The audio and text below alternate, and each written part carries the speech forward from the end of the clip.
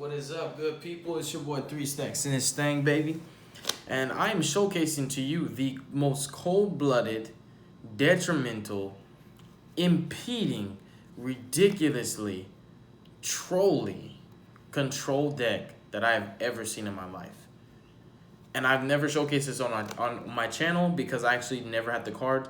Cool Cuz, my teammate Cool Cuz, is the one who had never really finished the deck but had the cards for it. I'm talking about Amorphage, you guys. It's one of those pendulum archetypes that just never got love, never really got like appreciation, and also just never got representation like at all. But this deck has a floodgate for every single action that I can think of in Yu-Gi-Oh! It reminds me a lot of Psy-frames, where they have a negation for pretty much any reaction. Well, this deck has a floodgate for pretty much any action that you would do, which basically says you can't do it.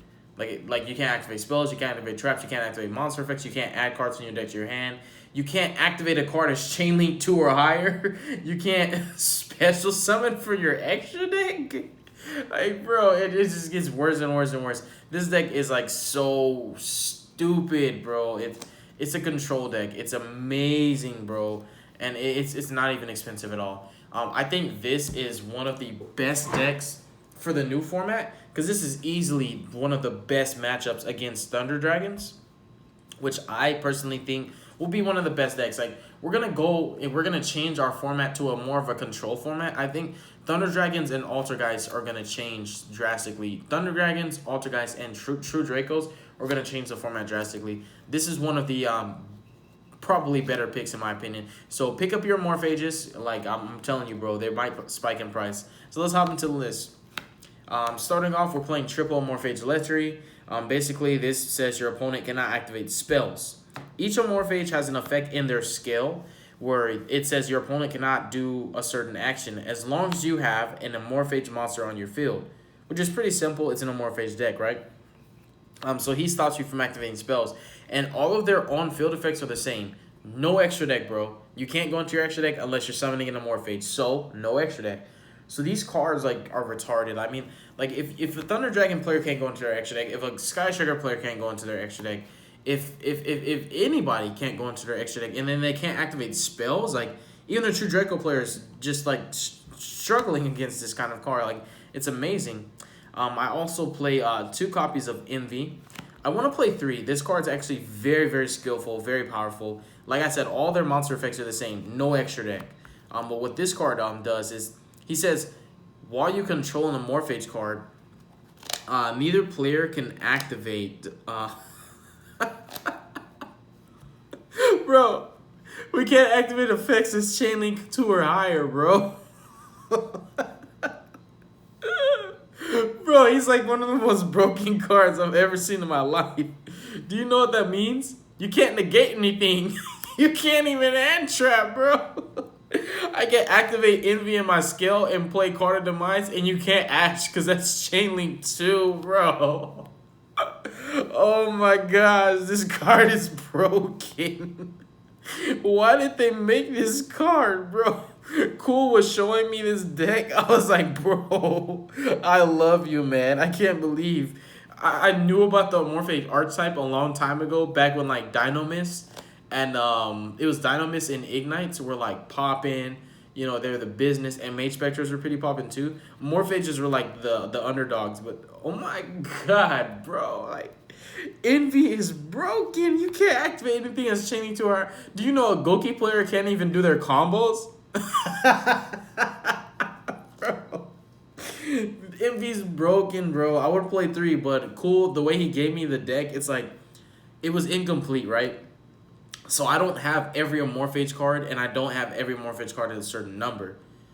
So yeah, no, I have every Amorphage monster, but not at the ratios I want. I would play 3 Envies.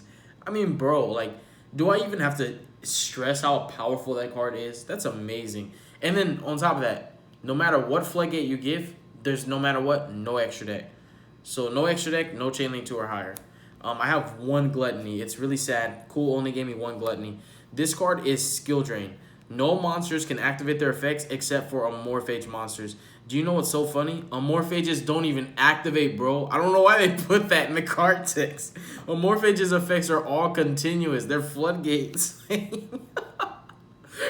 this card doesn't even hurt. Like, no monster effects, bro. That's like having Monarchs Erupt for a Draco player. Because you still get all your effects, but they don't. Oh my god. Like, if you have Gluttony and Envy and Scale, like, can you imagine how broken that is?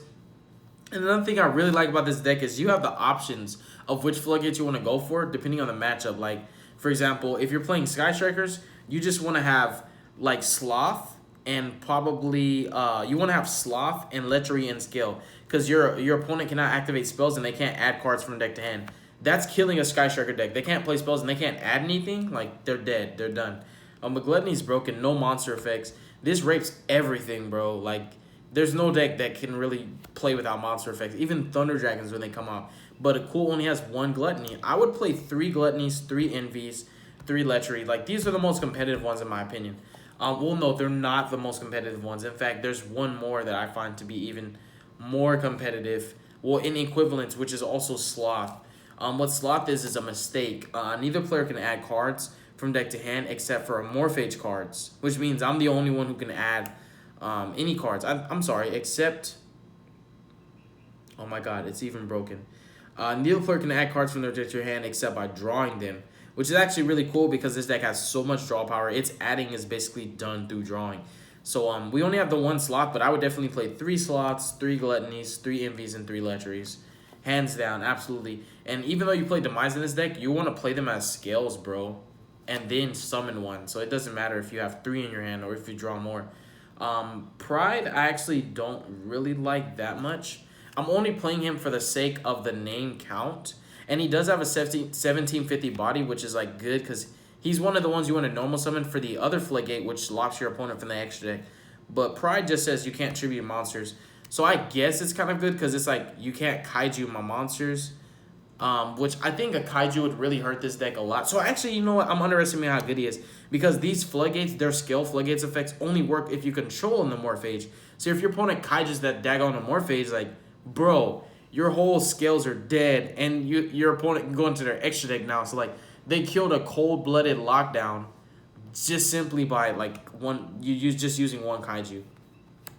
So Pride's pretty incredible. So I think even after I get the certain amount of ratios, like 3, 3, and 3, I still want to play like 2 Prides because Pride's really amazing for the fact that you can't kaiju. So I think more or less this would be like side deck fodder. Like this would be like games 2 and 3 when you know they're playing kaijus, you want to put this in. No tripping is pretty good. Greed is actually not that great, but it does stop evenly matched, which can be an extremely detrimental bombshell for this deck's basic playstyle. It just says your opponent cannot activate traps unless they're neither player can activate traps unless they're Amorphages. A lot of the Floodgate says neither players can do this unless it's Amorphage. So obviously, as you can clearly tell, the Floodgates are very one-sided, meaning I can do whatever I want, but you can't do anything, like, at all. Bro. Well, this card is actually here for the sake of the name count and the low scale because we have a fair amount of 5 scales. Also, I played 2 copies of Wrath. I like him a lot too. He's actually pretty decent. And what he does is I'm sorry, I actually had Pride and Wrath mixed up. I'm sorry. Pride stops effect damage. Wrath was when I was reading Pride to you, I was mistaking him for Wrath. Wrath is the one that stops kaijus from happening. No tributing. What Pride does is he says no effect damage at all. I'm sorry, my apologies, you guys. I don't want no beef with you. But yeah, I mixed up Wrath and Pride. So Wrath basically is the anti-kaiju guy, and back in Monarch format, this was amazing because like they just couldn't play Yu-Gi-Oh. It's like having a Mask of Restrict, but also stopping kaijus and spear molds, which is really really good. So I think that Pride, since I mixed it up with Wrath, I think Pride is great for side deck fodder. But really, I'm playing every Amorphage in this deck for the sake of name counts because Cool didn't, like I'm telling you guys, I got this deck from my homeboy, my teammate, and Cool didn't have all the Amorphages that I wanted. And the last one that I would definitely probably play 2 or 3 of is Goliath. What he is he's a Dark Law. Every card that goes to the grave that's not an Amorphage card gets banished instead, which is actually really good. I think he does more than that. Let me double check.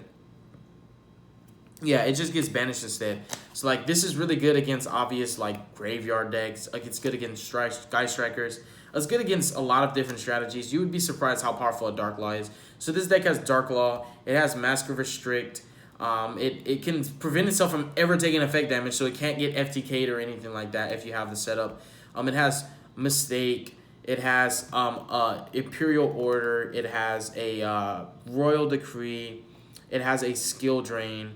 And it has this retarded chain blocker. I think Envy is like my favorite one, bro. I can't, like, that's just unbelievable. Like, you can't activate anything as a chain link 2 or higher, bro. Do you even understand that means? That means you actually can't respond to anything I do at all. And it applies to me too, but I don't play reactive response cards. I have Floodgates. I just play them and I pass. I'm not reacting to what you do because my cards are preventing you from performing that action in the first place. Why would I negate the activation of something that you can't do? So Envy doesn't even hurt me, bro. I don't have reactive chain link building cards, bro. That's for everything that's meta. So yeah, that's the monster count. It'll definitely change. Like I think 3 MVs, like 2 Goliaths. Wrath would be for the side deck. I don't know how I feel about Greed, so I do like 3 MVs, 3 Goliaths, 3 Sloths, 3 Lecheries, and 3 Gluttonies. Those would probably be the only ones that I main deck. I do have the Lecheries, thank God, Sky Triggers. The effect damage is kind of eh. Like, these are good side deck cards, right? Like, I think all of these are good for the side deck. Like, the no effect damage, the no traps, and no, like, tributing, no kaijus. Those are good for the like, side deck. But these are less situational and more impactful against the meta. Like, the no searching, the Dark Law, the no chain link building, the no monster affection and no spells. I think I would do 3, 6, 9, 12, 15 Amorphage monsters. That's how I want to do it. So when I get the right ratio, you guys will definitely see an update. But the reason why you can't play Amorphages with like an Electrum Turbo build is because actually every Amorphage on field says you can't go into extra deck unless it's Amorphages. So you can't like chronograph or anything like that. Like it's really, really hard to actually play Electrum Turbo with this deck. Because like all the Amorphages stop you from doing stuff. Like stop you from going into the extra deck. So like you basically pendulum summon them and them alone. So like if you were thinking about trying to be like that Trift dude, you know, like don't do it. Not with this deck. So let's go into the spells. We have triple Card of Demise. We have triple pot because we don't care what we banish. Once we have a setup, we can actually just add our stuff from grave. It's just really, really good. We also have triple Pot of Duality. Pot of Duality is really important as well. Even though we're stopping ourselves from special summoning, you have to realize like there's not very much action that you're getting turn 1. You're not building board. You're just kind of just playing Floodgates in your passing. So you're playing like true Dracos in the form of pendulums, stopping your opponent from playing the game of Yu-Gi-Oh! And you get all the draw power, all the consistency that allows you to get to a specific setup that you want. Occasionally you can pendulum summon, and I think pendulum summon is reserved exclusively for turn 2, where you're trying to be a little bit more aggressive and push for damage. That's when you're pendulum summoning from your extra deck and stuff like that. Normal and tribute summoning and stuff like that, like just getting more damage. And also some of the Morphages can't actually be pendulum summoned because they're like level 2, so you have to normal summon them. So like there's no impediment from Duality and Demise is what I'm really getting at. I also play Triple Infection. This card's really good, actually. I like it a lot. I really want to see it as a 3 of. It increases the ceiling of the deck. Why? Because it adds any Morphage card from your deck to your hand. Why is that good? Because you get to pick your Floodgate, bro. Pick your poison. You get to pick which way you want to rape your opponent. You get to choose what they... This card says, choose what your opponent can't do. That's what it says. And it's amazing, bro. It helps you to grind. It has multiple effects. It's just really, really good. Triple Infection, hands down. The name suits the card, actually. Triple Optimus Prime. Cool, only had 1 persona. But if I had it, I would be doing 2 Optimus Prime and 2 personas. I still want to keep it at 4, so as you can clearly see, I'm doing like a 4 ratio. The only problem is I only have 1 of this. But easily this 1 terraforming will become a second of this, and I just play 2 terraformers in this. What this one does is it allows you to draw. Because all the Morphages, their cost during your standby is you tribute in a Morphage you control, or you destroy them in the skill. And this card basically, whenever you're doing the cost for them, you get to draw twice per turn. So like when you're tributing your Morphage to keep your Floodgates on, you're drawing more. So you're getting more advantage. you're kind of just like fixing your hand, you're changing the tempo of the game, and then you're progressing your card economy to be overwhelming in comparison to your opponent. You slowly out-resource them, very similar to True Dracos and Sky Strikers. You're slowly out-resourcing them. You're not ending the game very fast. It's not going to be very slow either. It's kind of mid-paced. This card's really good. It also ritual summons their ritual monster, but Cool doesn't have that. And you guys know how I feel about ritual monsters, so my heart was broken when he told me he doesn't have the ritual monster. I was like, bro, I would easily play like 1 or 2 of that. I read it. It's amazing. It skips main phases. We have 1 upstart and 1 day of peace to also complete the spell lineup. All your spells are going to get you somewhere. Trust me. Like, they actually all get, like, this searches, this draws, this draws, this searches, this draws, this draws. Like, you don't have any actual, like, bad. And the only searchers minus the terraforming are, like, these. And that's really good because you're adding Amorphage cards, so your slop doesn't hurt you. So, yeah, very consistent deck. We also play probably the best Floodgates you can play in this deck. Why? Because, like, they actually don't hurt the deck at all. Let's start with our one of the best Amorphage, Trap Lysis. I have to read this card to you because it's actually broken. All monsters in the field except Amorphage monsters lose 100 attack for each Amorphage card on the field. That's very important. Why is that important, 3 stacks? Because your Amorphages are not beat sticks. They're not very high attack value. So being able to cause your opponent's monsters to lose 100 attack for each Amorphage card on the field is important because you're going to cause your opponent's monsters to lose like 500 attack. That can easily allow beaters to become a lot smaller and able for you to actually beat over them. In addition to that, if a card in your Pendulum Zone is destroyed, you can place 1 Amorphage Pendulum from your deck in your Pendulum Zone. That's important because their Pendulum scales, if you cannot fulfill the maintenance cost, they will destroy themselves, which will trigger this, and you can just play another one anyways to keep to basically keep the lock alive. I like it. Cool only gave me 1, but I'm finding out that I really only need 1 because you can only use the effect once anyways, and it is searchable, so it's just a really, really good card. High ceiling card. It fixes one of the problems that I immediately saw in the deck, and I was like, wow, I can see this as a problem, and I read the trap. I'm like, oh, so the deck has an answer for its own weakness. That's awesome. And then the only other traps we play are Goals in Match and Rivalry. Why do we play Goals in Match and Rivalry? Because all of our monsters are Earth, Attribute, Dragons. So they're all the same attribute and they're all the same type. And you really don't go into extra deck like ever. This deck, it's like you can't go into extra deck because if you would go into extra deck, what are you doing? You're using them as materials. But you can't because there's no Amorphage extra deck cards. There are none, bro. There are none that exist. So unfortunately, when you're playing this archetype, you can't play an extra deck, bro. You cannot. It's like very impossible. So you're only Pendulum summoning from the extra deck using them through the Pendulum mechanic. So like these never hurt. Like it's never gonna be a time where you're like, oh, I wish I could go into a different attribute. Oh, because you can't do anything with them. Like the Amorphages are very powerful. They're very very oppressive play style. Very, very competitive as well. Extremely competitive. But the one downside to them is they're very limited in the options and how they can produce damage, apply pressure. So I found that this was a lot easier. It's a lot better to mitigate and supplement for the weakness of having very little options for the extra deck or little to none at all. Being able to break boards with cards like these going second because the extra deck would help you to be more aggressive, whereas this can easily change the game state entirely, change the tempo, and you have a lot of draw power to get you to these, and they're at 3. So it's not very difficult to have both of these set up along with your Amorphage scales. You pretty much have this, and your scales. You're playing in the middle column. You're playing your demise, your duality, your desires. You're using the middle column or whichever column is available to play all of your normal spells. And it only sucks sometimes when you like end up getting infection there, and it's like, dang, that kind of sucks. But like in hindsight, to play around that, like your Amorphage scales can always kill themselves. You can just let them kill yourself. Then you can play your demise and stuff like that, and then activate another scale to keep the lock. So yeah, really, really good deck. Not gonna lie, it's very competitive. It caught me off guard, and I love the archetype. So definitely let me know what you guys think. Give your honest opinion and feedback in the comment section below. If you are fans of Amorphages, I'm sure that you might like this list. Keep in mind that I did explain to you that there are certain ratios that I don't have yet. Like, I told you guys exactly which ones I would want to play and what ratios. I think that these are just more for the side deck. I would definitely play 3 Envy, 3 Lechery, 3 Gluttony, 3 Sloth, and 3 Goliath. Hands down, bro.